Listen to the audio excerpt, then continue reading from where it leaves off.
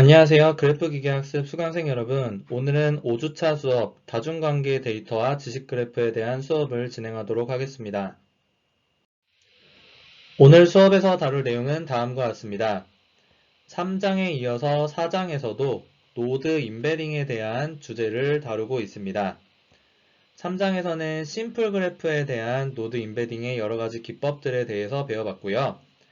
4장에서는 더 확장해서 엣지의 유형이 다양한 경우 멀티 릴레이셔널 데이터에 대해서 그래프 임베딩을 수행하는 방법들에 대해서 배울 예정입니다. 이러한 그래프들은 주로 논리지 그래프에서 나타나는 특성이 되겠고요. 논리지 그래프에서는 심플 그래프와 달리 어떤 것들을 더 고려해야 되고 최근에 사용되는 기법들로는 어떠어떠한 방법들이 있는지 첫 번째, 두 번째, 세 번째 섹션에 이어서 다룰 예정입니다. 일단 첫 번째 섹션에서는 다중관계 데이터에서 리컨스트럭션 하는 방식, 3장에서 다뤘던 방식과 어떻게 연결이 되는지에 대해서 4.1의 내용을 학습해 볼 예정입니다. 4장에서 다루는 다중관계 그래프 임베딩은 다음과 같은 문제들과 연관이 있습니다. 다중관계 그래프는 U라는 노드와 V라는 노드가 단순히 연결되느냐, 연결되지 않느냐를 따졌던 심플 그래프에서와 달리 여기서는 속성 또는 관계의 타입이 있어서 예를 들면은 타우와 같은 이런 속성이 있어서 U, 타우, V로서 어떠한 엣지가 정의되는 형태가 되겠습니다. 그래서 두 노드 간에 연관관계가 있다면, 연결이 있다면 이게 단순히 연결 유무를 따지는 게 아니라 어떠한 속성의 집합이 있어서 거기에 속한 어떤 유형의 속성에 해당되는 연결이냐 이것도 같이 가지고 있는 연결을 고려하는 게 다중관계 그래프가 되겠습니다. 그래서 이러한 타우가 속하는 집합을 속성의 집합이라고도 하고 뒤에서 보시겠지만 이거를 R이라고 써서 릴레이션들의 집합이라고 얘기하기도 합니다. 그건 또 뒤에서 나오면은 말씀드리도록 하겠습니다. 이러한 다중관계 그래프는 지식 그래프라는 것을 표현하는 데 있어서 효과적입니다. 여기 나와 있는 지식 그래프, 놀리지 그래프라는 것은 각각의 속성들이 어떠한 특정 사실, 팩트를 나타낸다고 하면은 이러한 하나하나의 연결들이 지식을 얘기한다. 이러한 사실들이 모여서 지식 그래프라는 게 지식을 나타내는 내용들로 이루어져 있다라고 해서 이 지식을 포함하고 있는 그래프, 지식을 표현하는 그래프로서 지식 그래프라는 이름을 붙이게 됩니다. 또한 지식 그래프에서의 임베딩 문제는 결국에는 관계 예측 문제에 쓰이게 되는데요. 어떠한 두 개의 노드가 연결이 되어 있다 또는 연결이 되어 있지 않다 이런 그래프 정보로부터 우리가 인코딩을 하게 되고 그 다음에 임베딩한 결과를 가지고 다시 복원해내는 디코딩을 하게 되는데요. 이 디코딩 과정에서 실제로는 관측되지 않았거나 또는 우리가 접근할 수 없는 그러한 두 노드 사이에 연결이 있느냐 없느냐 유무에 대해서 궁금할 수 있는데 이게 이러한 임베딩을 잘 했다면은 이 임베딩 스페이스에서 오리지널 스페이스로 디코딩하는 과정에서 두 노드 사이에 연결이 있을 것이냐 이 연결 유무에 대해서 맞춰보거나 두 노드 사이의 연결이 어떤 관계, 유형을 따를 것이냐 이런 문제들을 푸는데 적용이 될 수가 있습니다. 이렇게 그래프에서 결층 링크, 영어로는 미싱 링크를 잘 예측해내는 문제, 릴레이션을 프레딕션하는, 링크 프레딕션을 하는 문제, 요런 데 접목이 될 수가 있는데 이런 문제를 우리가 그래프 컴플리션 문제라고 얘기를 하게 됩니다. 그래서 이런 지식 그래프와 그래프 완성 문제가 이 지식 그래프 임베딩을 통해서 다룰 수 있는 그래프의 형태, 그리고 응용될 수 있는 문제의 예시가 되겠습니다. 4장에서 4.2와 4.3에서 이제 기법들을 설명해 드릴 예정인데요. 해당 그래프 임베딩 기법들, 다중관계 그래프에 적용할 수 있는 임베딩 기법들을 잘 접목을 하면 다음과 같은 지식 그래프에서의 컴플리션 문제를 해결할 수 있다라고 해서 4장 첫 부분에 이러한 관련된 컨셉과 관련된 응용 문제에 대해서 얘기를 하면서 챕터를 시작하고 있습니다. 밑에 지식 그래프에 대한 예시가 또 나와 있습니다. 바이오메디컬 놀리지 네트워크에서 이런 생명의학적 지식을 담고 있는 네트워크를 다중관계로 표현하고 여기서 뭔가 관계를 예측하는 문제를 해결할 수 있다. 이런 예시를 들고 있고요. 여기서는 U라는 노드와 V라는 노드가 트리트먼트라는 것으로 연결이 되어 있어서 U는 드러그고요. V는 디지즈. 그래서 어떠한 약물이 어떠한 질병 치료에 효과가 있느냐. 그래서 효과가 있다. 약물이 질병에서 작용한다, 먹힌다 라는 사실을 다음과 같이 약물과 질병 사이에 속성을 가지고 있는 에지로 연결을 해서 지식을 표현할 수가 있습니다. 그래서 우리가 어떤 약물이 어떤 질병에 먹히는구나, 또는 어떤 약물이 어떤 질병에 어떤 효과를 줄 수 있구나, 이러한 지식들을 하나하나의 지식들을 에지에 담아서 에지의 이 관계 유형에 담아서 지식을 표현할 수 있는 그래프의 형태다. 그리고 이런 그래프가 있다면 어디에 연결이 있을 가능성이 높으냐, 이걸 가지고 어떤 새로운 질병이 등장하고 약물이 있는데 이것들에 대한 정보는 제한적이지만 주변 관계를 봤을 때 이 그래프를 통합적으로 인베딩해서 봤을 때 어떤 부분에 좀 연결이 있을 확률이 높다. 어디와 어떤 노드와 어떤 노드가 인접해 있어서 이 사이에는 연결이 있을 확률이 얼마큼 높겠구나. 이런 식으로 디코딩하는 과정을 통해서 연결 유무를 예측할 수 있는 문제에도 접목될 수 있다. 그 말은 질병에 대해서 동작할 수 있는, 작용할 수 있는 새로운 약물을 찾아내는데 쓰일 수 있다라는 예시가 되겠습니다. 그래서 이런 지식 그래프가 이런 바이오메디칼 분야에도 널리 쓰이고 또는 자연어 처리라든지 아니면은 인포메이션 리트리벌 같은 문제에서 뭔가 정보 검색 같은 문제에서 이런 지식을 표현하고 거기서 문제를 풀어내는데 널리 쓰이는 방법론이고요. 이것에 대한 새로운 해결 기법으로서 지식 그래프 인베딩 방식이 최근 몇 년간 개발이 되었고 그러한 방법들을 소개하는 챕터가 되겠습니다. 그렇다면 다중관계 그래프에서의 인베딩은 어떠한 방식을 따를까요? 저희는 3장에서 그래프의 노드 인베딩을 위한 인코더 디코더 모델을 배운 바 있습니다.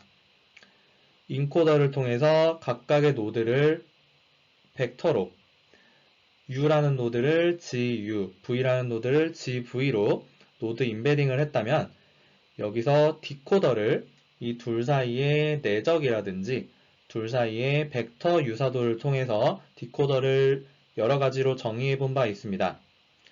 그리고 이 디코더와 노드 인베딩 간의 유사도를 계산한 디코더와 그래프상에서의 연결관계 또는 유사도를 비교하는 손실함수를 정의해서 이 손실함수를 최소화하는 방향으로 노드 인베딩, GU, GV들을 찾는 문제를 해결하는 기법들을 소개한 바 있습니다. 4장에서 얘기하는 다중관계 그래프에서의 인베딩도 기본적으로는 인코더 디코더 모델을 따르는 복원 오차를 줄이는 방식의 인베딩을 찾는 방식을 따르게 됩니다. 4장에서는 이 방식을 따르기 위해서 한 가지 더 고려해야 되는 게 다음과 같은 릴레이션들, 이 관계를 함께 고려하는 디코더를 정의하고 인접관계와 비교를 하고 로스 펑션을 정의하는 방식을 따르게 됩니다. 그럼 디코더와 유사도 각각에 대해서 어떤 식으로 관계를 고려하느냐, 가장 초기 모델 중에 하나인 리스칼의 방식을 보도록 하겠습니다. 이거는 ICML의 2011년에 발표됐던 논문이고요. 이 방식은 디코더에서 요 행렬에서 벡터로 계산해줬던 디코더 방식을 관계라는 것을 같이 고려해서 이 텐서로부터 벡터로 변환하는 함수로 디코더를 정의하는 방식을 따르게 됩니다. 이처럼 관계를 고려하기 위해서 원래 그래프 인베딩에서 썼던 내적을 더 일반화해서 이 내적 연산 중간에 릴레이션에 대한 매트릭스를 하나 곱해주게 됩니다. 관계에 대한 매트릭스, 요 각 관계 타우에 대해서 R 서브 타우라는 D 곱하기 D 차원의 행렬을 중간에 곱해주게 되고요. 그래서 요거는 어떤 거냐면요. D라는 게 지금 저희의 dimension of embedding space가 되겠습니다. 그래서 각각의 노드 임베딩이 어떤 차원에 속하게 학습을 할 것이냐, 거기에 해당되는 D가 되겠고요. 그래서 이 각각의 관계 타우에 대해서 D 곱하기 D 짜리 행렬을 정의를 해서 요 U에 대한 임베딩과 V에 대한 임베딩이 있으면은 이거를 그냥 내적했던 3장에서의 방식과 달리 여기서는 중간에 관계를 고려할 수 있는 타우라는 엣지의 속성이 있으면, 관계가 있으면 이 관계를 고려할 수 있는 행렬들을 정의해서 중간에 곱하는 방식으로 디코더를 일반화시키게 됩니다.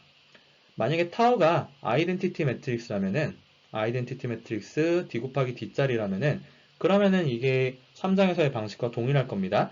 그런데 여기서는 중간에 이 D 곱하기 D짜리 행렬들, 관계 행렬들이라는 것을 정의를 해서 이 디코더가 타우 값에 따라서 다른 값을 가질 수 있도록 뭐 타우가 1번 유형의 엣지들이면 관계들이면은 같은 U와 V에 대해서도 뭐 요런 어떠한 뭐 결과가 수치값이 나왔다면은 요 0 이상의 수치값이 나오는데 관계가 또 두 번째 유형의 엣지 관계였다면은 또 다른 값이 나올 수 있는 관계에 따른 디코더가 함수의 값이 달라지는 그런 형태의 디코더를 생각한 게 요 리스칼의 방식이 되겠습니다. 그래서 이 행렬이 아닌 텐서라는 것을 더 3디멘저널 어레이를 다루게 되고요.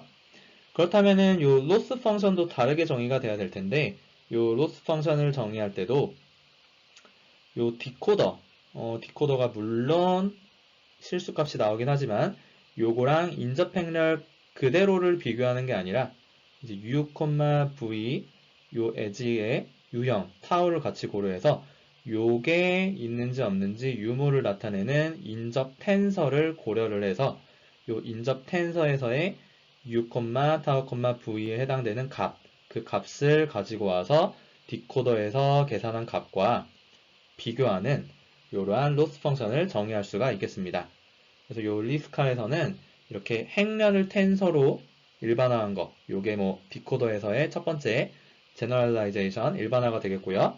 두 번째는 요 인접 행렬 대신에 인접 텐서를 활용한 거, 요게 또 일반화 두 번째 연결을 이제 n by n만큼의 연결이 아니라 거기에 관계의 수, 요 릴레이션의 수만큼 곱해진 그 많은 수의 엔트리들을 고려를 해서 이제 오차 제곱합, 차이 제곱합을 계산하는 식으로 로스 펑션을 정의하고 최소화하는 문제를 푼 게 가장 초기에 다중관계 그래프 인베딩 2011년에 발표됐던 결과가 되겠습니다.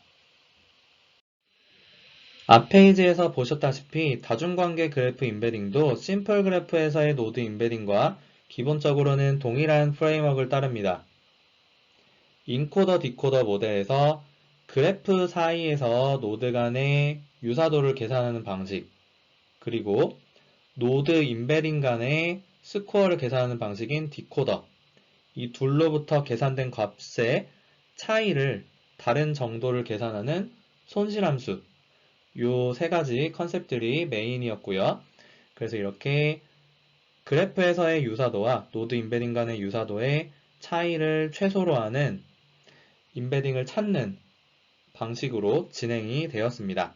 이런 방식들이 3장에서 네이버로드를 리컨스트럭션하는 노드 인베딩 방식들의 핵심 컨셉들이었고요.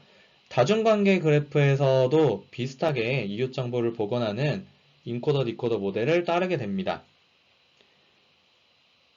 유사도 함수 같은 경우에는 앞에서는 인접 행렬 자체를 쓰거나 뭐 이것들의 뭐 폴리노미얼을 정의를 하거나 또는 A로부터 계산할 수 있는 뭐 라플라시안이라든지 아니면은 시밀러리티 매트릭스를 계산해서 사용을 한 바 있는데요. 다중관계 그래프에서는 여기서 연결 유무만 나타내는 n by n 매트릭스만 있어야 되는 게 아니라 이 각각마다 이게 연결이기는 한데 뭐 첫 번째 타입, 요거는 두 번째 관계 타입, 뭐 이렇게 쭉 해서 R번째 관계 타입까지 요 연결을 고려해야 될 게 하나의 단일 행렬을 고려해야 되는 게 아니라 총 R개 릴레이션들 각각에 대해서 연결 유무를 따져줄 수가 있고요. 그래서 이 앞에서 봤던 리스칼 같은 경우에는 요것들을 다 모아가지고 텐서라는 자료 구조를 생각을 해서 여기서 문제를 해결한 바 있습니다. 그래서 요 다중관계 그래프에서는 요 관계라는 것을 같이 고려해야 되기 때문에 컴플렉시티도 증가할 수 있고 조금 더 일반화할 필요가 있다라는 게 유사도 함수에서 고려해야 될 부분이고요. 그 다음에 디코더 같은 경우에도 달라졌던 바 있습니다.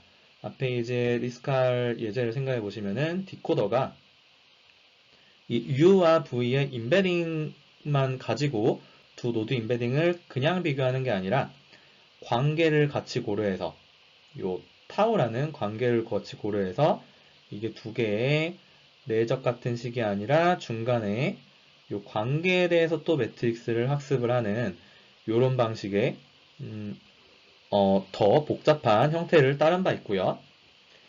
그 다음에 손실함수 같은 경우에도 요 유사도와 디코더를 비교하는 간단한 오차제곱합 같은 형태를 앞에서는 설명해 드렸는데 이것도 3장에서 봤던 것처럼 또 다른 방법들을 쓸 수가 있겠죠. 그래서 이 리스칼이라는 게 앞에서 봤던 메소드가 다중관계 그래프 임베딩의 기본 프레임워크를 잘 설명해주고 있는데 이 4장에서는 최근 10년간 이 방법에 이어서 나왔던 어떠한 손실함수를 잘 쓸 수 있을까? 어떠한 다중관계 디코더를 잘 사용해서 성능을 더 개선하고 더욱 다양한 관계들을 복원해낼 수 있을까? 이런 방법들에 집중을 해서 소개할 예정입니다. 그래서 이 손실함수 같은 경우에는 뒤에서 크로스 엔트로피랑 맥스 마진 로스 같은 방식들을 어떻게 다중관계 그래프에서 쓰느냐 좀 더 상세하게 말씀드릴 예정이고요. 다중관계 디코더도 디코더의 종류들을 이 멀티 릴레이셔널 데이터에 적용할 수 있는 디코더들에 대해서 소개해 드릴 예정입니다. 그리고 4.1의 마지막에 나와 있는 내용인데요. 여기서 유사도 같은 경우에 3장에서는 유사도를 계산하는 방법들이 이렇게 몇 가지들이 나왔었는데 이 다중관계 그래프에서는 유사도를 바꾸는 것보다는 이게 더 복잡한 데이터, 더 복잡한 관계로 이루어져 있기 때문에 손실함수와 다중관계 디코더를 잘 모델링하고 접목시키는데 좀 더 집중을 한다. 유사도는 이렇게 인접 텐서라든지 연결 관계 자체만 해도 정보가 좀 복잡하기 때문에 이런 방식들을 좀 더 주로 활용을 한다라는 식으로 전개를 하고 있습니다. 하지만 여러분들이 뭐 유사도를 다르게 정의를 하거나 아니면 좀 더 고차원 관계를 고려를 하거나 이런 식으로 가지고 있는 그래프 데이터도 변형해서 할 수 있는 방법들이 있는데요. 여기서는 그거보다는 좀 지식 그래프 임베딩의 주요 플로우, 메인스트림의 내용들을 소개하기 위해서 이 손실함수와 다중관계 디코더를 변형하는 방식들, 최근 결과까지 소개해 드릴 예정이고요. 그래서 어떻게 차이가 있고 어떤 강점들이 있는지 이런 내용들을 4.2, 4.3에 걸쳐서 소개해 드릴 예정입니다. 4장 2절에서는 다중관계 그래프 임베딩을 위한 손실함수에 대해서 소개해 드리도록 하겠습니다. 앞서 다중관계 그래프 임베딩에서 손실함수는 다음과 같은 방식으로 정의된 바 있습니다. 주어진 그래프와 관계가 있을 때 인접 행렬 대신 인접 텐서를 활용을 해서 디코딩한 결과와 인접 텐서 간의 오차제곱 합과 같은 방식으로 로스 펑션 L을 정의한 바 있습니다. 그런데 이러한 방식의 손실함수 정의는 단점들이 존재하고 그렇기 때문에 다른 형태의 로스들, 손실함수를 사용할 필요가 있다라는 게 4.2의 주요 내용이 되겠습니다. 우선 이 손실함수를 보시면요. 고려해야 되는 요 튜플들의 수가 굉장히 많습니다. 앞에서는 요 쌍이 노드의 개수 곱하기 노드의 개수. 사실 이것만 해도 수가 되게 많은데, v 제곱, n 제곱만 해도 많은데, 여기는 또 고려해야 되는 게, 릴레이션의 수까지 또 곱해지기 때문에, 이 오더가 굉장히 컴퓨테이셔널 코스트가 높게 됩니다. 그래서 이 경우에는 스파스 그래프 또는 스파스 매트릭스에 대해서는 사실은 v제곱보다 2의 수가 훨씬 더 적은데 이러한 코스트는 불필요하게 높은 코스트가 될 수 있다. 그래서 이거는 계산적으로 좋은 방법이 아니다 라는 게 첫 번째 지적사항이 되겠습니다. 두 번째 지적사항은 단점은 리스칼에서 쓰인 이 오차 제곱합 또는 평균 제곱 오차 같은 방식은 회귀 분석에서는 성공적으로 쓰이는 로스이지만 여기서는 인접 텐서랑 비교를 하고 있잖아요. 이 인접 텐서라면은 연결 유무에 따라서 이 지식 그래프에서 1의 값들이 몇 개 있고 또 상당 부분이 0으로 채워져 있는 요 0 또는 1로 채워진 자료 구조가 되겠는데 이 값 각각을 디코딩한 결과 0.xx와 0, 0.xxx와 1 이런 것들을 비교하는 게 그다지 좋은 아이디어가 아니다. 이게 회귀 분석과 같지 않고 바이너리 클래시피케이션 같은 형태를 따르고 있기 때문에 연결 유무는 좀 더 바이너리한 값을 가지고 있기 때문에 이런 방식보다는 이진 분류와 같은 바이너리 클래시피케이션과 같은 분류 문제에서 쓰이는 손실함수를 잘 접목시키면 더 좋을 것이다 라는 게 두 번째 지적사항이 되겠습니다. 그래서 계산을 더 잘할 수 있고 비교하는 데이터의 형태에 더 적합한 로스 펑션 디자인이 필요하다라는 게 단점 사항이 되겠고요.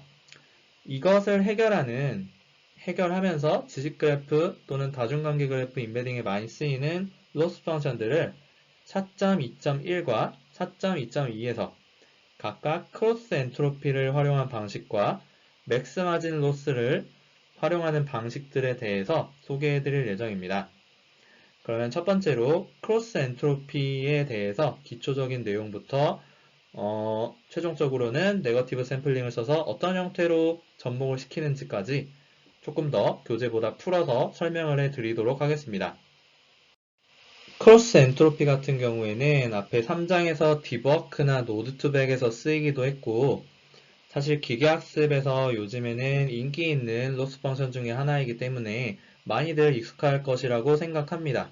그런데 여러분들 중에 이 크로스 엔트로피에 대해서 좀 익숙하지 않은 분들이 있거나 또는 이 과목에서도 반복적으로 나와서 여기서 한 번 더 내용을 좀 기초적인 내용부터 약간 복습을 하고 넘어가는 좀 더 요 서머리를 해보는 시간을 가져보도록 하겠습니다. 엔트로피라고 하면은 정보 이론에서 나온 개념이에요. 이 정보량을 측정하기 위해서 이 엔트로피라는 것을 활용을 하는데 어떠한 사건, 이벤트가 발생을 할 때 이 사건이 발생할 확률에 따라서 정보량을 다르게 정의를 하는 겁니다. 예를 들면은 빈번하게 등장하는 사건은 더 새로운 정보를 주지 않는 반면에 빈번하게 등장하지 않는 사건, 뭔가 되게 레어하게 나타나는 사건이 있다면은 얘는 조금 더 많은 정보량을 줄 것이다. 더 새로운 무언가를 줄 것이다. 이런 관점으로 이 정의를 한 게 요 정보량이라는 게 되겠고요. 요 정보량 A라는 사건에 대한 정보량 H of A 같은 경우에는 요 A라는 게 발생할 확률에 대해서 원래 로그 함수는 이런 식으로 생겼잖아요. 근데 여기에 마이너스 로그를 붙였다면은 이런 식의 요런 식의 형태의 그래프를 그리는 마이너스 로그 P of A가 A라는 사건에 대한 정보량을 정의하는 방식이 되겠습니다. 그래서 이렇게 한다면은 확률이 늘어나면 늘어날수록 요 정보량이 줄어드는 거예요. 그리고 그래서 이렇게 좀 플러스의 값을 가지면서 점점점 이제 확률이 1에 커질수록 0에 가까워지는 이런 식의 정보량을 정의를 할 수가 있습니다. 그럼 엔트로피라는 것은 무엇이냐? 엔트로피라는 것은 이렇게 단일 사건에 대한 정보의 양을 계산하는 게 아니라 뭔가 랜덤 베리어블, 확률 변수에 대한 분포가 있을 때, 확률 분포가 있을 때, 예를 들면은 확률 변수라는 게 이런 게 있죠. 밑에도 나와 있지만 x가 뭐 동전 던지기여서 1이 나올 확률이 뭐 0.5, 0이 나올 확률이 0.5가 돼서 뭐 절반은 1, 절반은 0이 나오는 이렇게 랜덤하게 이 확률 분포에 따라서 값이 달라질 수 있는 변수, 이거를 확률 변수, 랜덤 베리어블이라고 하는데요. 이게 이산적인 값을 가질 수 있는 후보가 이산적으로 주어지는 discrete random variable이라면은 각각의 값마다 어떤 확률이 되는지, 예를 들면은 P1이 나올 확률은 0.5, X가 0이 나올 확률은 또 0.5, 이런 식으로 값에 따라서 그 확률 밀도 함수라고 하는 분포를 정의해 줄 수가 있고요. 그래서 이렇게 X라는 이산 확률 변수, P라는 확률 밀도 함수가 있을 때 이런 이산적인 확률 분포를 따르는 확률 변수가 있을 때 여기서 그 정보량이라는 것을 어떤 식으로 정의를 하냐? 평균적인 정보량을 계산을 해서 엔트로피라고 정의를 하고 이거는 불확실성이라는 것을 나타내는 척도로 쓸 수 있다. 뭐 이런 식의 얘기를 하게 됩니다. 그래서 예를 들면은 밑에 나와 있는데요. 예제를 보고 또 식을 보도록 할게요. A라는 사건이 발생할 확률이 0.99인 99%인 게 있고 또 어떤 사건은 1%만 발생하는 굉장히 잘 등장하지 않는 사건이 있을 때 요 마이너스 로그 P 오브 A로 계산을 해보면은 99% 나오는 거는 정보량이 뭐 0에 가까운 0.01밖에 안 되고 0.01인 거는 뭐 4.61로 뭐 수백 배 더 많은 정보를 함유하고 있다. 이런 식으로 계산하는 게 정보량을 계산하는 마이너스 로그 P 오브 A의 식의 뭐 계산 결과의 예제가 되겠고요. 그 다음에 확률 분포에 대해서 정의하는 엔트로피의 예제를 보면 다음과 같습니다. x라는 랜덤 베리어블이 0 또는 1의 값을 가질 확률이 0.5인 경우, 또 어떤 경우에는 항상 1이 나오고 뭐 항상 0이 나오는 뭐 이런 극단적인 케이스가 있다면은 요 h of a라는 거를 계산해 보면요. 요게 어떤 식으로 계산된 거냐면은 0.5 같은 경우에는 뭐냐면요. 1이 나올 확률이 0.5, 0이 나올 확률이 1-p라서 0.5. 요런 요 첫 번째 케이스가 되겠고 요 1인 경우는 뭐냐면은 0을 봐야 되겠네요. 0인 경우에는 1이 나올 확률이 0, 0이 나올 확률이 1인 또 극단적인 케이스가 그때의 요 값을 계산한 그래프가 되겠습니다. 그래서 보면은 두 확률이 동일한 경우, 1이 나올 확률, 0이 나올 확률이 동일한 경우에는 별다른 둘 사이에 정보량이 큰 평균적인 정보량을 보면은 이 경우에는 1의 경우에도 0.5의 확률로 어느 정도 꽤 높은 정보를 가지고 있고 0이 나오는 사건도 0.5의 확률로 꽤 높은 정보량을 가지고 있어서 평균적인 정보량은 이런 유니폼에 가까운 분포가 제일 높게 나오고요. 그런데 뭐 전부 다 0이 나오는 케이스 또는 전부 다 1이 나오는 케이스 같은 경우에는 이거는 너무 뻔한 거여서 이 불확실성이라는 확률 분포라는 것을 따질 필요 없이 항상 0이 나오거나 항상 1이 나오는 케이스는 정보량이 0인 케이스다. 그래서 이 확률 분포라는 게 적절히 뭐 값들이 분포가 돼 있으면 돼 있을수록 더 높은 정보량을 가진다는 식으로 더 다양한 가능성이 존재하는 불확실성이 많이 내포된 그런 분포에서 분포를 따르는 확률 변수다. 그래서 더 높은 엔트로피를 부여하는 방식이 이 정보량을 계산하는 정보 이론에서의 엔트로피에 대한 주요 개념이 되겠습니다. 그래서 이 내용을 좀 뒤에 내용도 이런 좀 기초적인 내용인데 이런 내용들을 좀 잘 아시는 분들은 이 부분은 좀 빠르게 감기로 넘어가셔도 좋을 것 같고요. 아닌 분들은 이런 내용을 보고 관련된 내용을 더 찾아보거나 하셔도 좋을 것 같습니다. 여기 뭐 국가수리과학연구소에서 작성한 뭐 엔트로피 크로스 엔트로피 KL 다이버전스 관련된 아티클을 참조를 했어요. 여기에 조금 더 제가 말씀드린 것보다 내용이 풀어서 써진 부분이 있어서 뭐 이런 자료들을 책을 찾아보기에는 조금 시간이 없는 분들은 이런 자료들을 참조해 보셔도 좋을 거라고 생각을 합니다. 크로스 엔트로피와 밀접한 관련이 있는 또 다른 개념으로 KL 다이버전스라는 게 있습니다. 쿨백 라이블러 이름의 앞자를 따와가지고 이름 붙인 이런 다이버전스이고요. 이거는 이제 서로 다른 확률 분포 P와 Q가 있을 때 이 PQ가 다른 정도를 측정하는 데 쓰이는 방식이 되겠습니다. 다음과 같이 Q에 대해서 P가 어떻게 나오느냐, 이 값이 어떻게 계산이 되느냐 보시면요. 이 P라는 확률에 대해서 뭔가 익스펙테이션을 계산해 주는데 왼쪽에 있는 거는 마이너스 로그 Q 오브 X, 이 P라는 분포에 대해서 Q가 가진 정보량을 평균을 계산해 주고요. 뒤에는 P라는 분포에 대해서 이 각각의 도메인에 따른 P라는 PMF 값에 대해서 P가 가진 정보량이 어떻게 되는지 이것도 마이너스 로그 P 오브 X로 계산해줘서 두 개의 차이를 계산해주는 방식이 되겠습니다. 그래서 여기에 보시면은 요 P가 들어가 있고 로그 있는 부분만 PQ가 바뀌기 때문에 이거는 이렇게 순서가 딱 갈라져 있어서 PQ를 바꿔주면은 일반적으로는 값이 달라질 수도 있는 대칭적으로 계산되는 값은 아니고 PQ의 위치에 따라서 달라질 수 있는 값이 되겠습니다. 그래서 이렇게 보시면은 뒤에 있는 부분은 지금 이게 엔트로피랑 같아요. 이 P라는 분포에 대해서 엔트로피와 같고요. 이 부분은 뭔가 또 좀 다르게 생겼습니다. 여기는 P라는 것과 Q라는 게 같이 쓰여서 뭔가 확률 분포는 P를 따르고 정보량은 Q에 의해서 계산되는 뭔가 좀 엔트로피랑 비슷하면서도 좀 다른 애인데요. 그래서 이거를 요렇게 뭔가 PQ에 대해서 정의되는 뭔가와 P의 엔트로피를 빼준 것을 우리가 KL 다이버전스라고 얘기를 해서 PQ라는 두 분포가 다른 정도를 계산하는 데 쓰이게 되고요. 이거를 하나로 써보면은 이 P 값에 대해서 안쪽에 있는 로그 QX 빼기 로그 PX를 이제 로그 이런 게 여러분들이 로그 성립하는 거를 알 수가 있을 텐데 이런 공식을 써가지고 정리해보면은 다음과 같이 그래서 이게 밑에도 나와 있는 형태지만 expectation인데 x가 p라는 분포를 따를 때 마이너스 로그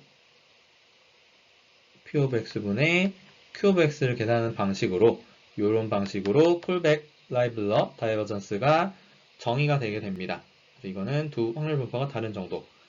그럼 교차 엔트로피라고 불리는 크로스 엔트로피는 무엇이냐를 보시면요. 이 쿨백 라이블러 다이버전스와 다이버전스를 정의하는데 엔트로피가 쓰인 바 있어요. 실제로 크로스 엔트로피는 이 부분을 얘기를 합니다. 이 둘 사이의 차이가 되는 부분을 얘기를 하고요. 그 의미가 어떻게 되어 있느냐가 이 밑에 내용에 제가 정리를 해서 적어놨습니다. 저희가 크로스 엔트로피라고 하면은 이산 확률 변수 X의 확률 분포 P의 형태를 모를 때 근사 분포 Q를 통해서 근사할 때 활용한다 라고 적어놨습니다. 즉 X라는 게 이제 확률 분포 P라는 걸 따르는데 저희가 그 P에 대해서 정확한 분포의 형태는 모르는 거예요. 예를 들면은 X에 대해서 관측값들을 알고 있고 예를 들면 X가 동전 던지기의 앞면 또는 뒷면의 결과인데 앞면을 1, 뒷면을 0이라고 하면은요. 이게 앞, 뒤, 뒤, 뒤 뭐 이런 식으로 나오면은 이게 앞면이 더 많이 나오니까 요거는 저희가 이런 식의 가정과 추측을 할 수가 있어요. X라는 게 뭔가 베르노이 시행, 확률이 P인 베르노이 시행을 따르는데 요거는 뭐냐면요. P라는 확률로는 1의 값을 가지고 1-P의 확률로는 0의 값을 가지는 뭐 그런 분포를 얘기를 하는데 그런 걸 이제 저희가 베르노이 시행이라고 하는데 요런 걸 따른다고 하면은 우리가 요 관측값을 통해서 보면은 P라는 게 되게 크겠구나. P라는 값이 높겠구나. 라는 것을 예측할 수가 있습니다. 근데 실제로는 요 X라는 게 그 베르노이 분포라는 걸 따른다는 것도 저희의 가정이고요. 베르노이 분포와 비슷하지만 베르노이 분포를 안 따를 수도 있고 어떤 경우에는 뭐 동전이 서버릴 수도 있다거나 아니면은 뭔가 어, 앞뒤로 딱 구분이 되지 않는 특이 케이스들이 뭐 발생할 수도 있어요. 그래서 베르노이 분포를 거의 따르는데 조금 다를 수도 있다. 뭐 그런 경우에 피해 형태를 저희가 딱 한 가지 분포로 이런 디스트리뷰션 패밀리로 족으로 딱 얘기해 줄 수는 없지만 이게 대략 근사적으로 이런 베르노이 분포를 따르겠구나. 뭐 요런 환경이라면은 요 Q라는 거는 이런 베르노이 분포가 될 수 있고 요 Q라는 걸 근사한다는 거는 이 분포에서 쓰이는 파라미터 요 저희가 모델링한 분포에서 쓰이는 파라미터 P라는 게 어떤 P가 됐을 때 요게 제일 실제 오리지널 P라는 분포랑 이게 똑같이 P니까 좀 헷갈리네요. 요 P랑 요거는 음, 네. 일단 뭐 P 프라임이라고 쓰겠습니다. 요 P 프라임이라는 확률이랑 P 프라임이라는 요 파라미터를 얼마나 잘 근사를 하면은 QA 이 모델 파라미터를 잘 근사를 하면은 P라는 확률 분포를 잘 흉내낼 수 있을까? 그거를 저희가 비교하기 위해서 KL 다이버전스라는 것을 최소화하는 방향으로 요 P라는 분포와 요 P'이라는 모델 파라미터로 모델링된 Q라는 알려진 형태의 분포를 비교하는 식으로 KL 다이버전스 최소화를 통한 요 P' 값을 계산하는 것을 풀 수가 있겠습니다. 그래서 밑에 또 말로 써놓은 것을 보시면요. 이렇게 관측값에 의해서 얘기해 줄 수 있는 P에 대해서 뭐 실제 P는 따로 있지만 관측값을 통해서 알아본 P에 대해서 가정한 분포 형태 Q의 파라미터들 여기는 하나 있죠. 이런 파라미터를 학습해서 그 차이를 최소화하는 식으로 P라는 실제 분포를 Q라는 근사 분포의 파라미터를 추정함으로써 풀 수 있다라는 이런 문제 환경을 생각을 해봐요. 그러면 이때 KL 다이버전스라는 것을 최소화하는 문제를 생각을 해보면은 이 KL 다이버전스를 최소화할 때 P라는 거는 우리가 관측값으로서 알려져 있잖아요. 그래서 P라는 거는 예를 들면 이 경우에는 한 번, 두 번, 세 번, 네 번, 다섯 번, 여섯, 일곱, 여덟, 아홉 12번 중에 9번은 앞면, 3번이 뒷면이 나온 요러한 셋업, 이거 좀 너무 단순한 문제이긴 한데 이런 식으로 저희가 경험적인 분포, 히스토그램으로 그려줄 수 있는 그런 분포 P를 얻을 수가 있는데 그런 P는 이미 저희가 관측으로서 알려져 있는 값이기 때문에 이 P의 엔트로피는 계산해 줄 수 있는 값이 됩니다. 그래서 KL 다이버전스를 최소화하는 게 이 뒤에 계산해 줄 수 있는 고정된 P가 알려져 있으면 고정된 값이라서 이 앞에 있는 첫 번째 텀을 최소화시키는 것과 같다는 것을 알 수가 있어요. 그러한 모델 파라미터를 구하는 것과 같다. 그래서 이 앞에 있는 부분이 사실은 오브젝티브 펑션을 앞에 있는 부분만 써줘도 되는데 그게 실제로는 우리가 여기서 얘기하고자 하는, 소개하고자 하는 로스, 크로스 엔트로피의 형태가 되겠습니다. 그래서 이 크로스 엔트로피는 아까 저 KL 다이버전스의 앞에 있는 텀 색칠을 해보면은 색칠한 게 너무 많아서 좀 다른 색깔을 써보면요. 네, 요 부분 너무 새빨갛게 했네요. 네, 요 부분에 있는 게 이제 크로스 엔트로피 약자로 뭐 CE 이렇게 교재에서도 써서 제가 좀 따라서 써봤는데요. 요 크로스 엔트로피의 형태가 되겠고 그거는 P라는 분포에 대해서 Q라는 분포의 정보량을 계산해서 마이너스 로그 Q 오브 X로 익스펙테이션을 계산해 준 거다. 이렇게 하면은 P라는 분포랑 Q라는 분포의 차이를 나타내는 정도, 요 차이를 나타내는 정도로서 이거를 디퍼런스를 계산하는 로스 펑션으로 쓸 수가 있다. 요게 뭐 예를 들면 앞에서는 디코더가 있었고 연결 관계 앞에서는 뭐 어드제이슨시 텐서 이런 걸 썼었죠. 그럼 여기도 보시면은 어드제이슨시 텐서는 저희가 알려진 이거는 이미 알고 있는 값이고 요 디코더 같은 경우에는 구해줘야 되는 값이어서 여기는 반대가 되네요. Q가 구해야 되는 값이니까 디코더. 임베딩 간의 유사도를 계산하는 디코더가 되고 어드제이슨시 텐서는 요 P에서와 같이 저희가 관측된 값들 그래프 전체를 볼 수도 있고 뭔가 샘플링 해가지고 볼 수도 있는데 그 관측된 값이 P가 데려가서 요 PQ의 차이를 계산하는 요 크로스 엔트로피를 디코더와 어드제이슨시 텐서를 비교하는 로스로서 활용할 수 있는 예제가 되겠습니다. 다음으로는 크로스 엔트로피와 MLE 사이의 관계에 대해서도 말씀드리기 위해서 MLE에 대해서도 내용을 요약해 봤습니다.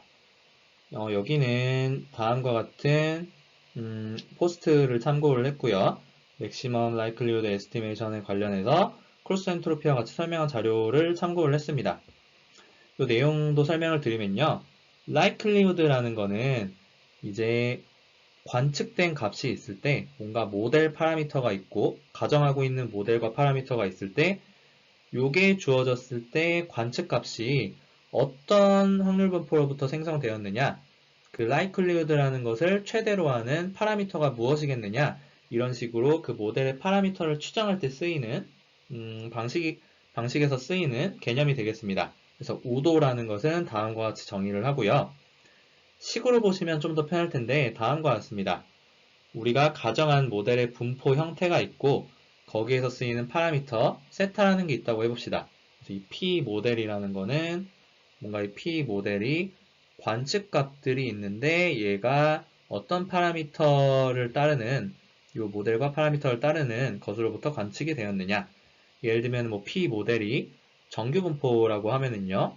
이 파라미터는 정규 분포의 평균과 뭐 분산 같은 게 될 수 있겠죠. 그래서 평균과 뭐 분산, 뭐 시그마 제곱으로 쓸 수도 있고 이런 값들이 어떤 값이 관측값들로 미루어 봤을 때 어떤 값들이 나올 가능성이 가장 높았겠느냐 그것을 구할 때 쓰는 게 요 우도라는 것을 정의를 하고 요 우도를 최대로 하는 세타 요 파라미터 이거를 maximum likelihood estimate 요 최대 우도 추정에 의한 파라미터 추정이다. 이런 식으로 사실 뭐 확률 및 통계 학부 수업 때 다 배우는 거예요. 학부 저학년 때 다 배우는 내용인데 뭐 까먹었거나 아니면은 그 당시에 잘 안 배웠던 분들도 있을 것 같아서 좀 이렇게 같이 리뷰를 해보는 시간이 되겠습니다. 사실 4장이 조금 상대적으로 내용이 짧아가지고 또 3장에서도 반복적으로 나오니까 뭐 또 보는 부분이라고 볼 수 있고요. 그래서 이런 likelihood는 세타를 가정했을 때 관측값들이 나왔을 확률 이런 식으로 정의가 되는데 일반적으로는 이 관측값이 n개가 있었다면요. 옵저베이션이 총 n개의 포인트들로 이루어졌다면 이게 IID한 시행의 결과라고 가정을 하는 경우들이 많이 있습니다.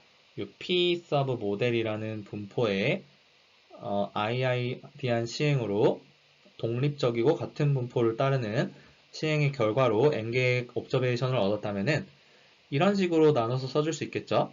이 조건부 세타 기준으로 x1부터 xn까지가 다 조건부 독립이기 때문에 이렇게 세타 기분일 때 xi 값들 p 모델이라는 분포들이 이렇게 좀 디컴포지션이 될 수가 있습니다. 이렇게 얘네들의 곱으로 확률 분포가 독립일 때 이렇게 곱으로 쪼개서 써줄 수가 있고요.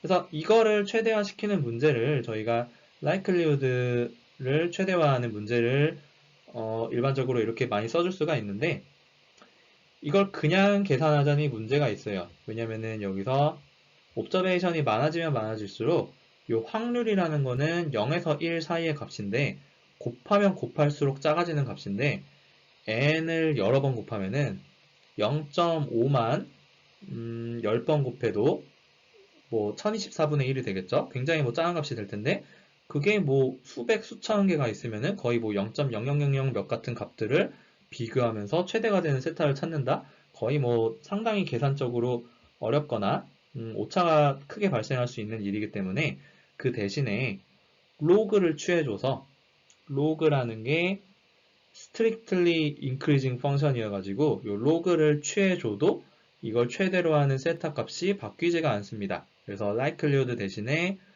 로그를 취해준 로그 라이클리후드라는 걸 취하면은 요 로그 안에 곱은 또 각각에 대한 합으로 풀어서 써줄 수가 있어서 이런 식으로 P값들의 로그를 취한 것들의 합이 되는 식이 돼서 계산하기에도 더 좋고 곱보다는 합이 더 쉽기 때문에 계산하기에도 좋고 동일한 맥시멈 라이클리후드 에스티메이트로 계산해 줄 수 있는 세타 햇을 계산해 줄 수가 있게 됩니다.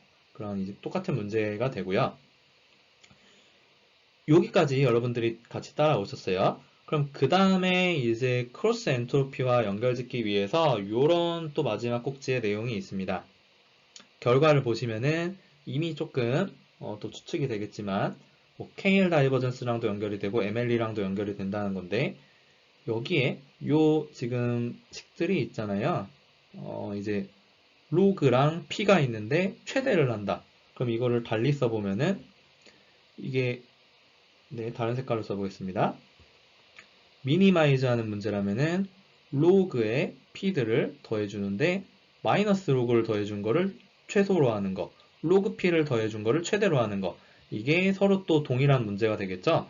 그래서 이런 형태가 딱 봐도 나올 것 같습니다. 요 엔트로피에서의 뭔가 최대화하는 거랑 비슷한 형태라는 거를 로스 최소화하는 거랑 비슷한 형태라는 것을 보실 수가 있어요. 실제로도 여기서 이 P라는 게 모델에서 정의한 P라는 게 있고 관측값들로부터 얻은 XI 값들이 있습니다.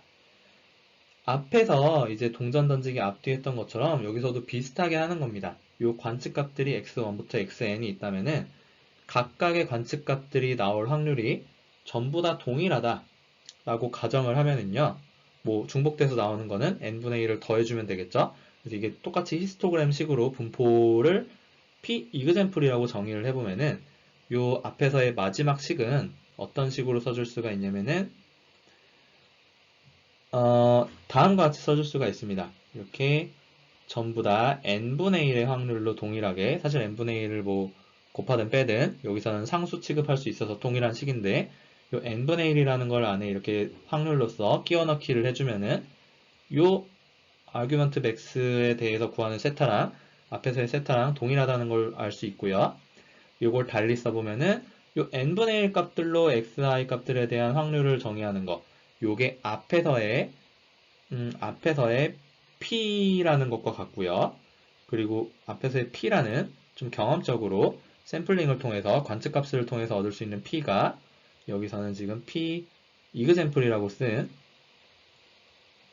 x1부터 xn까지를 얻어낼 수 있는 경험적인 요 확률 분포, 요 p가 되겠고 여기서 또 q라는 거는 앞에서 계속 얘기했던 모델로 가정해서 x가 뭐 세타라는 파라미터를 가지고 있는 요런 또 확률 분포가 q라고 가정을 하면은요, 요 앞에서의 마지막 식 그리고 맨 마지막 줄에 있는 식 이것을 바꿔서 써보면은 이렇게 x라는 게 요 도메인이 p example이라는 분포를 따르는 요 x값 여기서 요 확률에 기반을 해서 로그 p 서브 모델이라는 요 q에 해당되는 요 값들에 대한 익스펙테이션을 최대로 하는 세타를 찾는 것과 같다라는 식으로 정리할 수가 있습니다.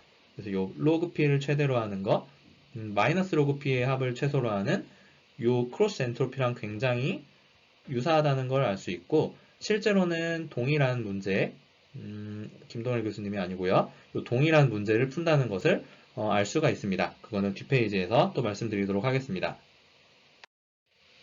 앞의 9페이지와 10페이지에서 나왔던 내용, 크로스 엔트로피와 에멜리아 대한 식을 보면은 굉장히 유사하다는 걸 알 수가 있어요. 크로스 엔트로피는 우리가 낮추고자 하는 값, 더 유사하게 만들고 싶은 값이고, 요 최대 우도 추정에서 쓰이는 로그 라이클리후드 같은 경우에는 더 높이고자 하는 값. 그런데 형태가 마이너스 로그와 로그 이것만 제외하면은 이제 P와 P 이그젠플이 대응이 되고 Q와 P 모델이 대응이 돼서 둘이 같은 문제, 동일한 문제를 푼다는 것을 알 수가 있습니다. 그래서 이 크로스 엔트로피는 K1 다이버전스 미니마이제이션 하는 문제랑도 관련이 있고 MLE를 최대화하는 추정하는 문제와도 관련이 있다. 그래서 이게 크로스 엔트로피가 굉장히 좋은 애다라는 것을 여기서도 말씀을 드리고 있습니다. 그 다음으로 나오는 게 이제 크로스 엔트로피를 임베딩에서 어떻게 활용을 하느냐 하는 내용이 나와 있습니다. 사실 이 내용을 앞에 3장에서 또 설명드렸으면은 또 해당 내용을 볼 때 좀 더 도움이 됐을 텐데요. 여기서도 비슷한 형태가 나와서 좀 시간을 할애해서 좀 길게 설명을 드렸습니다. 앞에 3장의 심플 그래프에서는 다음과 같은 식의 로스 펑션을 디버크 또는 노드2백에서 활용한 바 있습니다. 요 디코딩한 결과 노드 임베딩과 노드 임베딩 간의 유사도를 계산을 하면은 사실 이게 실수값 어떤 값이든 나올 수가 있을 겁니다. 여기서 저희가 디코더를 정의함에 따라 다르겠지만 실수값의 범위가 이렇게 확률 분포에 대해서 계산하는 손실 함수를 직접 쓰기에는 어려운 부분이 있을 텐데요. 그래서 변환을 해주는 게 다음과 같이 0에서 1 사이의 값을 가지면서 마이너스 무한대부터 무한대까지 0에서부터 1 사이의 값을 갖는 0일 때는 2분의 1 그리고 0보다 크면은 1에 가까운 값 0보다 작으면은 0에 가까운 값을 갖도록 하는 이러한 로지스틱 펑션을 통한 변환을 하면은 이거를 확률처럼 생각을 해줄 수가 있습니다. 확률처럼 0에서 1 사이의 값을 가지도록 변환해 줄 수가 있습니다. 이 식이 x에 대해서 1/1 플러스 exponential 마이너스 x를 계산을 해주면은 0에서 1 사이의 값을 가지도록 값을 변환해 줄 수가 있고요. 그래서 여기 3장에서는 어떤 식으로 했었냐면은 제가 거기서는 그냥 크로스 엔트로피 쓰면 된다, 네거티브 샘플링 쓰면 된다 이렇게 말만 하고 넘어갔었는데 조금 더 자세히 보시면은 이 디코딩 결과를 시그모이드를 통해서 0에서 1 사이로 맞춰주고 거기에 이제 저희가 요 그래프로부터 얻은 결과 이게 크로스 엔트로피에서 P에서 얻어진 옵저베이션들 그러한 똑같이 동일한 확률을 가지는 유니폼한 확률의 각각의 아웃컴으로서 옵저베이션으로서 생각을 한 이런 분포 P를 생각을 할 수가 있고요. 그리고 뒤에 나와 있는 게 이 뒤에 나와 있는 마이너스 로그 안에 들어있는 값들 요게 이제 0에서 1 사이의 값들로서 요거는 Q와 같은 우리가 구하고자 하는 그 파라미터를 구하고자 하는 형태는 있지만 구하고자 하는 값이 우리가 구하고자 하는 임베딩들에 대한 유사도를 정의함으로써 요게 가정한 패밀리에서 파라미터 값을 구하는 이런 형태의 Q가 되겠습니다. Q와 대응이 되겠습니다. 이렇게 디코더와 그래프에서 계산할 수 있는 유사도 둘 사이의 차이를 계산하는 손실함수 로스 펑션을 크로스 엔트로피를 써서 구하는 것을 확인한 바 있고요. 4장에서는 요거를 좀 더 확장을 하는 가장 간단한 형태는 디코더에서 저희가 노드 임베딩 간의 내적 대신에 중간에 릴레이션을 고려한 행렬을 곱해줬던 것처럼 이렇게 릴레이션 타우라는 것을 같이 고려한 디코더의 결과를 요 타우라는 관계를 고려한 엣지들에 대해서 더해주는 식으로 로스 펑션을 정의하고 활용을 할 수가 있습니다. 그래서 이런 식으로 4장에서 크로스 엔트로피의 활용을 더 일반화시켜서 활용할 예정이고요. 뒤에서는 이거를 계산하는 게 또 어렵다. 그리고 그렇기 때문에 샘플링 방법을 같이 쓰면 좋다 하는 내용까지 네거티브 샘플링이라고 하는 방법까지 뒤에서 이어서 설명해 드리도록 하겠습니다. 손실함수로 크로스 엔트로피를 활용을 할 때 네거티브 샘플링이라는 방식을 함께 활용하게 됩니다. 네거티브 샘플링은 워드 임베딩을 할 때 워드2백에서도 성공적으로 쓰였고 노드 임베딩을 하는 노드2백에서도 쓰이는 방식이고요. 4장에서 설명하는 이제 멀티 릴레이셔널 데이터에 대한 그래프 임베딩을 할 때도 활용할 수 있는 방식이 되겠습니다. 여기서 얘기하는 손실 함수를 보시면요.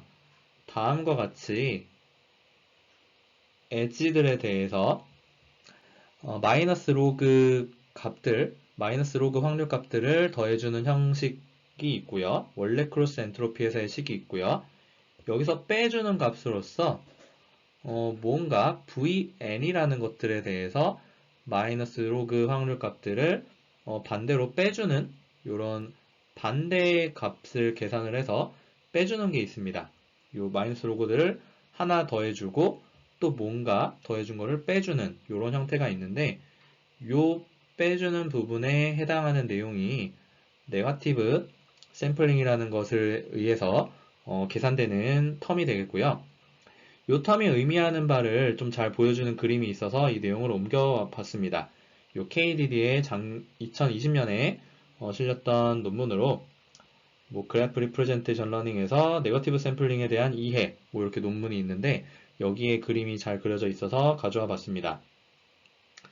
왼쪽에 있는 이런 그래프가 있을 때 포지티브 샘플이라고 하면 연결들을 얘기를 합니다. 그래서 7과 8이 연결되어 있고 8과 9가 연결되어 있고 이렇게 에지들 각각이 릴레이셔널 멀티 릴레이셔널 데이터에서는 여기에 타워 같은 것들이 들어갈 수도 있고 이렇게 연결들이 포지티브 샘플들이 되겠고요. 네거티브 샘플은 그럼 반대로 연결이 안 된 노드들의 페어로 구성이 되겠죠. 그래서 이런 네거티브 샘플이라는 것을 구해서 역으로 빼주는 텀을 같이 활용을 하면은 이 크로스 엔트로피 최소화하는 문제를 더 잘 풀 수 있다.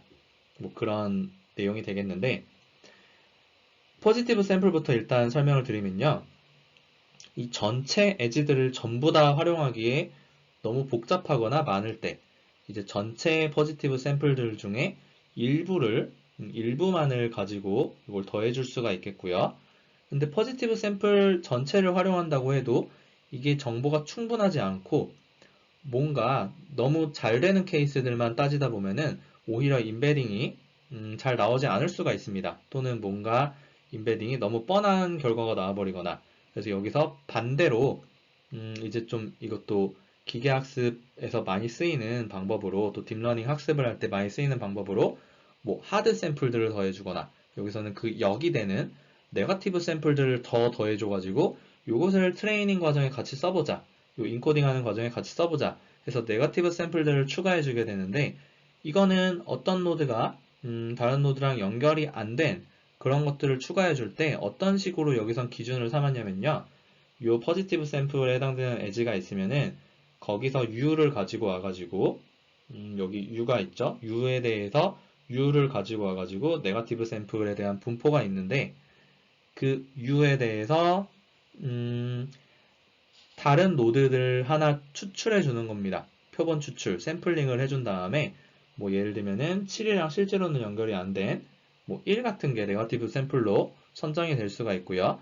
그럼 이 네거티브 샘플링을 통해서 얻어진 요 P and sub U들 여기 네거티브 샘플링 분포에 대해서 추출된 표본들 요걸 P sub n, U라고 해서 여기에 속하는 이런 VN들 예를 들면은 1번 같은 게 되겠죠. U가 7이고 VN이 네거티브 샘플링 한 노드가 1일 때 여기서 이런 마이너스 로그 정보량들을 계산을 해서 더해주는 식으로 크로스 엔트로피 구하는 식을 변형해서 학습에 활용할 수가 있게 됩니다. 이렇게 포지티브 샘플이라는 에지 정보들 그 중에 일부를 활용할 수 있고 거기에 더해서 각각마다 네거티브 샘플들을 같이 활용을 해서 좀 더 이제 다양한 좀 포지티브와 네거티브 샘플을 함께 고려한 인베딩을 해서 워드도 잘 인베딩하고 노드도 잘 인베딩하고 여기서는 이러한 멀티 릴레이션 데이터도 잘 인베딩할 수 있다. 그래서 요 로스 펑션의 첫 번째 방식으로는 크로스 엔트로피 그 중에서도 네거티브 샘플링을 함께 활용하는 방식이 4.2.1에 소개가 되었습니다. 다중관계 그래프 인베딩에서 쓰이는 또 다른 로스는 맥스 마진 로스입니다. 이 로스는 4.2.2에 소개되어 있습니다. 여기도 앞에서의 네거티브 샘플링 방법과 비슷하게 포지티브 샘플은 연결이 있는 경우, 네거티브 샘플은 연결이 없는 경우를 가정하고 있고요. 포지티브 샘플들에 대해서 네거티브 샘플링의 결과에 속하는 V&를 생각을 해서 U와 V, 요 포지티브 샘플과 U와 V sub N, 네거티브 샘플 각각에 대한 디코더 결과의 차이를 활용하는 방식으로 로스가 정의되어 있습니다. 그런데 앞에 크로스 엔트로피에서는 크로스 엔트로피를 포지티브 샘플, 네거티브 샘플에서 계산한 거를 빼주는 방식이었다면은 여기도 빼주기는 하는데 델타라는 스레시홀드를 줘서 요 포지티브 샘플에서의 결과와 네거티브 샘플에서의 결과가 델타 이상 차이가 나도록 더 델타 이상 차이가 나도록 만들어주고 싶은 로스의 디자인이 되어 있습니다. 예를 들면은 여기서 디코더의 결과가 포지티브 샘플에서는 노드 임베딩 간의 유사도가 높으니까 이 값은 높게 나올 거고요. 네거티브 샘플에서는 이제 값이 낮게 나오겠죠. 저 멀리 떨어져 있는 완전 다른 리프레젠테이션을 가진 노드 임베딩 간의 유사도는 낮게 나올 테니까 디코더는 낮게 나오는 형태일 겁니다. 그래서 요 마이너스 값이 큰 거, 플러스 값이 작은 게 있는데 여기에 델타를 더해줘서 이게 0보다 커질 수가 있잖아요. 0보다 커지면은 그 케이스는 0으로 죽여줘서 무시를 하는 방식이 되겠습니다. 그 케이스가 뭐냐면은 포지티브 샘플과 네거티브 샘플이 뭔가 거리가 델타 이상 뭔가 차이가 나게 하고 싶은데 저 디코더 결과가 델타 이상 차이가 나게 하고 싶은데 그게 그게 이제 델타보다 더 차이가 나는 경우 그 경우에는 이게 마이너스 값을 가져서 그 케이스를 더 극대화시키고자 하는 거고요. 더 줄이고자 로스를 줄이는 방식이니까 극대화시키고자 하는 거고요. 근데 그게 아닌 케이스들은 좀 무시를 해서 더 줄어들도록 로스를 줄어들도록 하는 거는 델타보다 더 차이가 나도록 해서 이걸 점점 줄이는 포지티브들은 네거티브들보다 델타 이상만큼 구분력을 가지도록 더 디코더가 여기서는 높게 나오도록 마이너스 디코더가 낮게 나오도록 그렇게 만들어주는 방식으로 디자인된 로스라고 볼 수가 있습니다. 그래서 디코더는 높은 게 좋은 방식인데 그게 낮은 게 좋은 거라면은 이 부호가 뭐 바뀔 텐데 어쨌든 차이가 델타 이상 나도록 포지티브와 네거티브를 같이 고려해서 이 학습하는 로스 펑션의 디자인 이게 바로 맥스 마진 값이 되겠죠. 그러니까 이 스레시홀드가 맥스 마진 로스 형태가 되겠고요.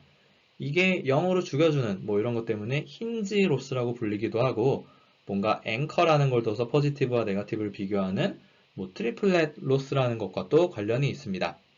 또는 뭐 랭킹 로스라는 것도 관련이 있고 그래서 이것도 크로스 엔트로피에서 네거티브 샘플링을 했던 것처럼 여기도 포지티브 네거티브 샘플이라는 것을 활용을 하면은 많이 쓰이는 이 로스 펑션의 형태가 되겠고요.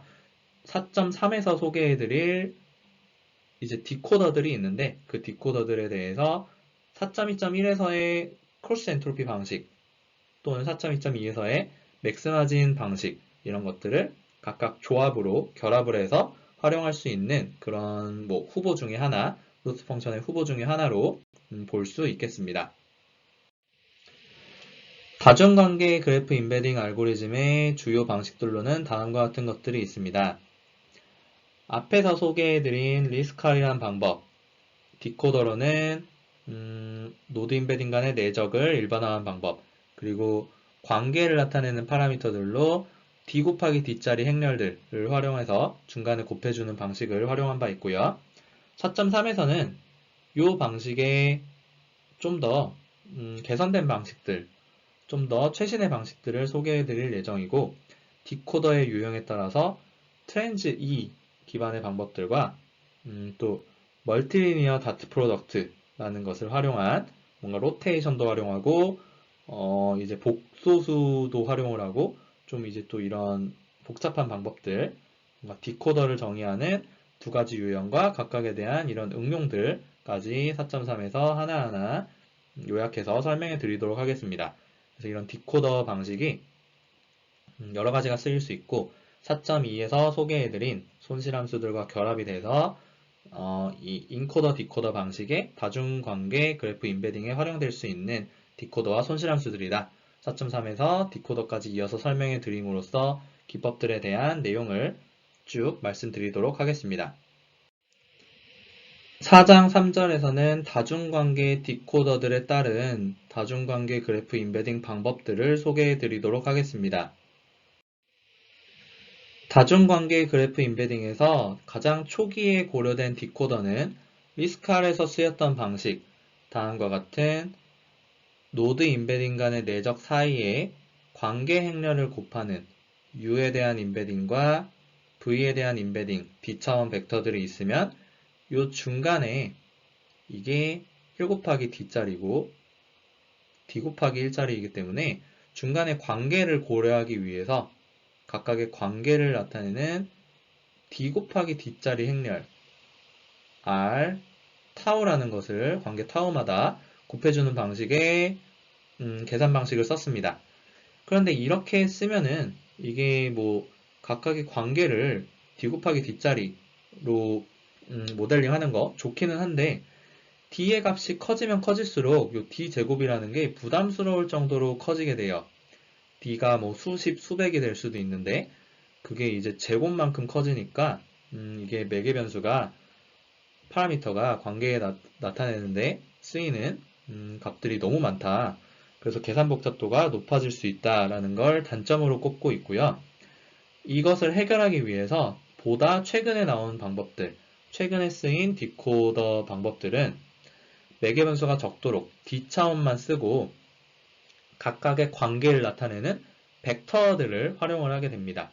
보통은 이제 D차원 벡터들을 관계에 대한 이렇게 행렬이 아니라 벡터로서, 릴레이션에 대한 벡터로서 각각의 릴레이션 타워에 대한 벡터를 학습을 해서 활용하는 형태를 쓰게 됩니다. 그래서 이 방식들이 앞에서 보여드렸던 테이블에 있는 그리고 4.3에서 소개해드릴 방법들이 되겠고요. 4.3에서는 많이 쓰이는 디코더들, 트랜슬레이셔널 디코더라고 하는 번역 디코더들, 멀티리니어 내적이라고 하는 이거는 다중선형 내적 방식들, 내적을 일반화한 방식이고요. 그리고 뭔가 컴플렉스 디코더, 복소수를 활용을 하거나 회전 변환을 활용하는 그런 디코더들까지 4.3에서 쭉 소개해 드리도록 하겠습니다. 이번 페이지부터는 더욱 다양한 다중관계 디코더들과 이것들을 활용한 기법들에 대해서 소개해 드리도록 하겠습니다. 첫 번째로 소개해 드릴 트렌즈 2는 지식 그래프 임베딩, 논리지 그래프 컴플리션 또는 링크 프레딕션에서 가장 널리 쓰이는 베이스라인 메소드 중에 하나입니다. 요거는 2013년에 이제 뉴립스에서 발표된 메소드고요. 이 방식의 모티베이션은 다음과 같습니다. 노드 UV에 대해서 임베딩된 결과 G sub U와 G sub V가 있다면 이러한 벡터들이 있다면요. 이것들 사이에 차이를 보는데 차이가 적으면 적을수록 둘이 유사한 게 아니라 이 G sub U와 G sub V의 차이가 작으면 작을수록 좋다라고 하는 것은 앞에 3장에서의 심플 그래프에서의 노드 임베딩에서는 그게 기준이 될 수 있지만 여기서는 관계를 고려한 디코더를 정의할 때 어떤 식으로 하느냐? 이 GU와 GV가 차이가 있을 텐데요. 이 차이가 관계 타우에 대한 벡터 R 서브 타우와 유사하면은 요거는 타우라는 관계에 대해서 둘 사이에 연결이 있을 확률이 높다. 이런 식으로 디코딩을 해주는 것을 생각을 합니다. 그래서 이게 만약에 어떤 거랑 어떤 임베딩, 어떤 임베딩이랑 어떤 임베딩 요 사이의 차이를 나타내는 벡터가 유사하다면은 요게 유사하다면은 이것들은 같은 관계를 나타내는 임베딩 결과들일 것이다. 여기에 있더라도 여기도 뭔가 더해준 게 이거랑 또 비슷하다. 그럼 요것도 비슷한 관계일 것이다. 요런 식의 동기부여에 의해서 설계된 방법이 트랜즈 2 번역에 해당되는 벡터, 관계에 대해서 번역에 해당되는 벡터를 생각한 번역 기반 디코딩 방식이 되겠습니다. 그래서 그 translation, 번역이라는 말에서 따와서 transe라고 부르는 방식이 되겠고요. 예를 들면은 u와 v 사이의 관계가 u에다가 관계에 해당되는 벡터 r을 더해주면은 v랑 비슷하다. 그러면 얘네들은 이 r이라는 관계에 의해서 연결된 애들일 것이다. 뭐 이런 식의 추론을 하는 방식이 되겠습니다. 이런 디코더를 써서 4.2에서 소개해드린 손실함수들과 결합을 하면은 이제 저희가 이 디코더와 손실함수를 알고 있으면은 거기에 해당되는 이제 모르는 값들, 요 g라는 벡터들과 또 r이라는 벡터들 이런 것들을 학습을 할 수가 있겠죠. 그런 식으로 학습을 하는 방식으로 다중관계 임베딩의 그 임베딩 벡터들 플러스 관계를 나타내는 벡터들 이것들을 구할 수가 있게 됩니다. 학습을 할 수가 있게 됩니다. 이 트랜스이라는 게 굉장히 많이 응용이 되고 있어요. 또 변형이 되고 있고 그 2013년 이후에도 2014년, 15년 그리고 계속 지금까지도 이 변형된 방법들이 많이 논문으로 나오고 있고요. 이 중에 그 교재에 소개된 방법들 두 가지를 말씀드리면 다음과 같습니다. 트랜스 뒤에 2가 아니라 뭐 x가 붙은 방식, h가 붙은 방식 이렇게 있는데 x는 말 그대로 뭐 뭐든지 올 수 있는 x를 일단 쓴 거라고 보시면 되겠는데 여기에는 g라는 함수들, g1, 타우, g2, 타우라는 함수들이 있어서 그 번역에 해당되는 벡터는 그대로 두는데 각각의 임베딩 결과들을 해당 타우에 대해서 보고자 할 때 직접 차이를 보는 게 아니라 요 관계의 R이라는 관계에 타우라는 관계에 앞에 오는 노드랑 뒤에 오는 노드 각각을 G1이라는 걸로 G2라는 걸로 변환을 해서 요 변환된 것들의 차이가 타우라는 걸로 표현되는 R 서브 타우와 비슷하느냐 요 G로 매핑한 것을 요 번역 벡터를 더한 게 G2로 변환한 것과 유사하느냐 이런 식으로 평가하는 디코더를 사용을 한 게 이제 트랜스의 응용으로서 요 함수 형태를 바꿔주면은 다양하게 쓰일 수 있다라는 방식이 되겠고요. 밑에 있는 트랜스 H는 이제 그러한 G 값들을 하이퍼플레인 상에 임베딩하는 방식으로 고안한 방법이 되겠습니다. 그래서 여기서는 GU랑 GV를 그대로 활용하는 게 아니라 그대로 활용한다면은 트랜즈이랑 같겠지만 여기서는 관계 타워에 대해서 요 W라는 벡터를 생각을 해서요. 노멀 벡터를 생각을 해서 그 노멀 벡터의 수직인 하이퍼플레인을 고려한 이런 변환 방식을 활용한다 하는 게 트랜즈 H라는 방법이 되겠는데요. 이 방법 외에도 요 G라는 함수를 좀 다양하게 활용하는 방법들도 있고요. 또는 또 어떤 게 있냐면은 요 G나 R이라는 벡터를 유클리디안 스페이스 또는 뭐 리얼 벡터 스페이스에다가 임베딩 하는 게 아니라 그 임베딩 스페이스를 더 복잡하게 바꿔주기도 합니다. 그 임베딩 스페이스를 좀 더 다양한 공간에다가 임베딩 하는 방식으로 또 변형을 주기도 하고 그래서 이 프레임워크가 굉장히 지식 그래프 연구를 할 때 많이 쓰이는 프레임워크인데 좀 이런 식으로 좀 번역 벡터를 정의하거나 뭐 변환해주는 함수를 바꿔주는 방식에 관심이 있으신 분들은 트렌즈 2와 요 논문을 인용한 논문들 이 논문을 인용한 최신 논문들을 참고해 주시면은 좀 다양한 결과들이 많이 나와 있으니 뭐 읽어볼 만한 논문들이 뭐 수천 건이 있을 겁니다. 네, 그런 내용들을 검색해 보셔서 참고해 보시면 좋을 것 같습니다. 4.3에서 소개되는 두 번째 그리고 세 번째 종류의 디코더들은 다음과 같습니다. 두 번째는 멀티리니어 디코더라고 해서 이 심플 그래프에서 계산했던 노드 임베딩 간의 내적 이것을 응용을 해서 다중 선형 디코더 즉 내적은 하나의 벡터의 해당 엔트리와 ith 엔트리와 또 다른 벡터의 ith 엔트리를 곱한 것들을 쭉 더해주는 방식인데 여기는 요 내적 인너 프로덕트 안에 3개의 벡터가 있잖아요. 그리고 이것도 각각이 전부 다 D차원입니다. 뭐 예를 들면은 D차원 리얼 벡터 스페이스에 있는 뭐 이런 벡터들이다. 같은 차원의 벡터들이다.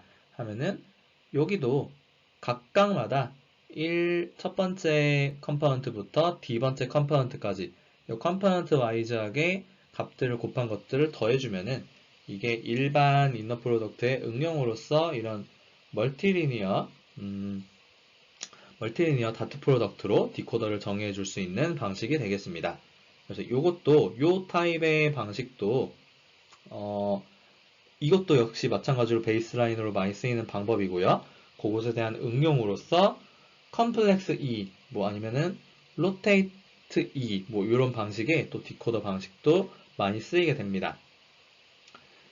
일단 복소수 방식이 조금 더 단순한데요. 복소수든 또는 변환이든 쓰이는 이유는 기본적인 그 문제점은 동일합니다. 이 멀티리니어 디코더가 좋기는 한데 이 문제점이 이렇게 정의를 하면은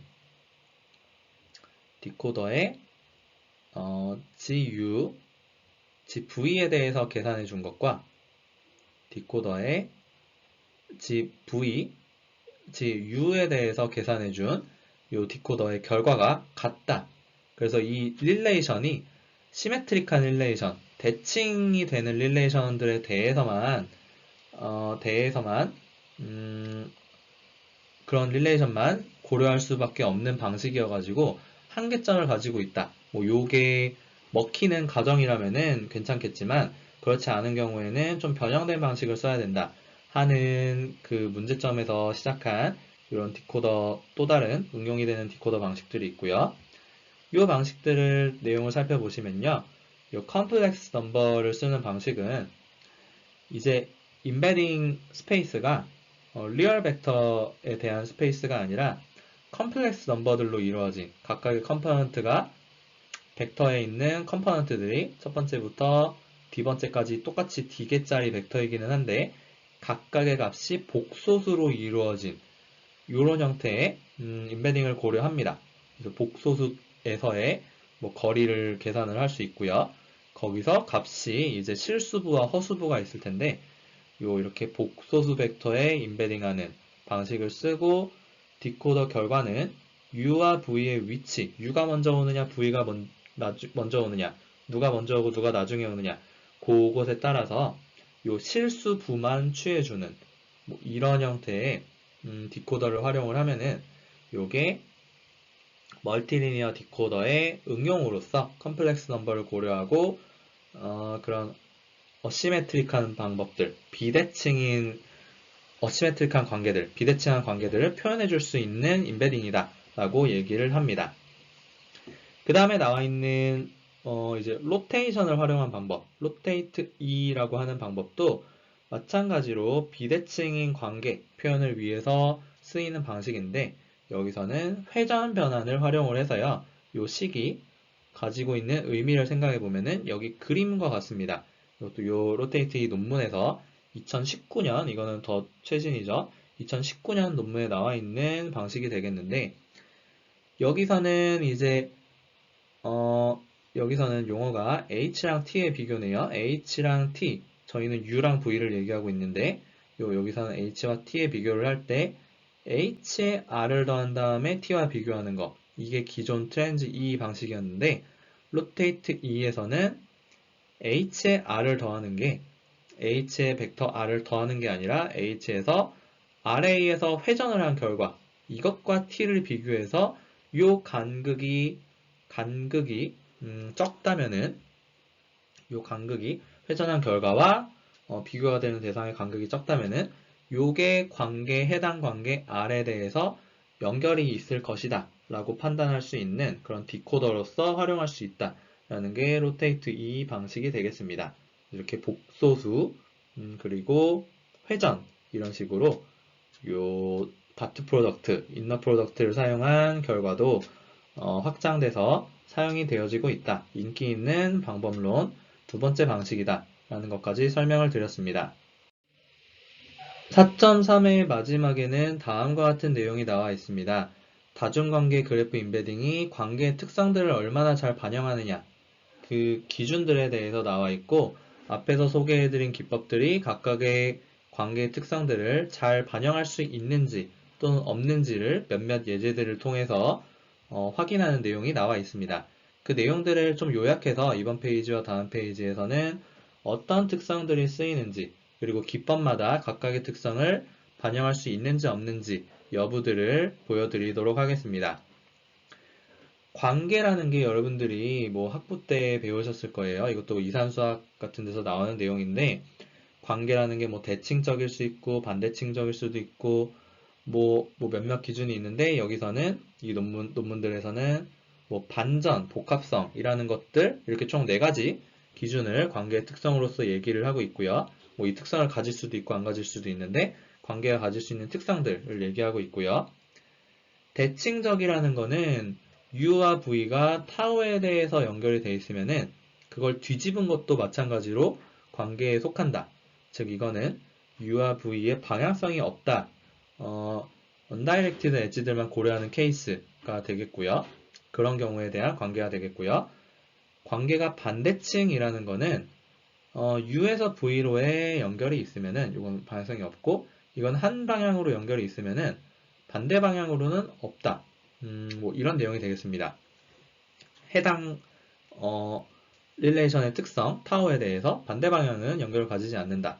요거는 대칭이 아닌 것을 어시메트릭이라고 하는데, 에이시메트릭이라고 하는데, 요거는 앞에서 비대칭이라고 했었어요. 요거랑 또 다른 아예 안티시메트릭, 반대칭이라는 거는 이런 식으로 정의가 되게 됩니다.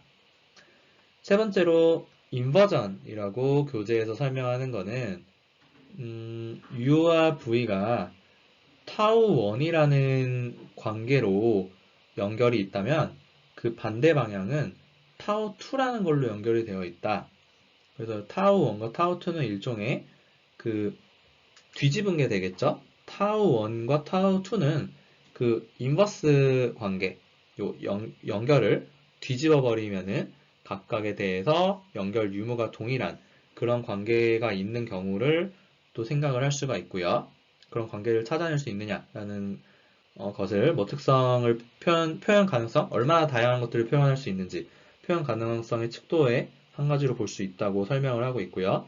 마지막에 뭐 컴포지셔널리티, 요거는 두 개의 관계를 가지고 또 다른 관계를 나타내는 U, Y, V 이런 식으로 타워 1, 타워 2로 연결이 되어 있으면은 이 두 개를 합성한 컴포지션을 한 이러한 타워 3라는 것도 표현해낼 수 있는지, 요 인베딩을 통해서 표현할 수 있는지, 그 인베딩 기법이 얼마나 좀 더 우수한지를 평가하는 기준으로 2019년 로테이트 2 논문에서 이런 내용들을 소개를 했고, 뭐 그럼 자기들은 다 했다고 당연히 얘기를 하겠죠.